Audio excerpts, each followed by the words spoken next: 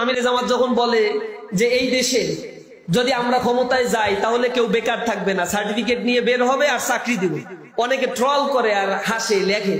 Economic সম্বন্ধে তাদের যদি ধারণা থাকে তাহলে তাদের জানা উচিত এই দেশের যুব শ্রেণীর মধ্যে কর্মক্ষম যুব শ্রেণীর পরিমাণ 2030 সাল পর্যন্ত 70% থাকবে। এই যুব শ্রেণীকে শুধুমাত্র 6 মাস, 1 বছর বা 4 বছরের কারিগরি ট্রেনিং দিয়ে যে পরিমাণ এমপ্লয়মেন্ট ক্রিয়েশন করা সম্ভব তা দিয়ে এই বাংলাদেশটা 4 বছরের মধ্যে পরিবর্তন করে দেওয়া সম্ভব। এই দেশটাকে উন্নতির জন্য কোনো পরিকল্পনা কেউ করে না, কারণ দাদা বাবুরা তাতে অসন্তুষ্ট হয়।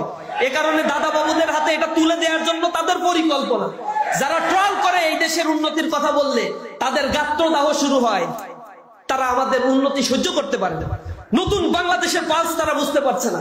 তারা এখনো মনে করছে মেকানিজম করে মনে হয় ক্ষমতায় যাওয়া যায়। ডাকসু প্রমাণ করছে না ছাত্ররা মেকানিজম করে যাওয়া যায়, জাকসুতে যাওয়া যায়।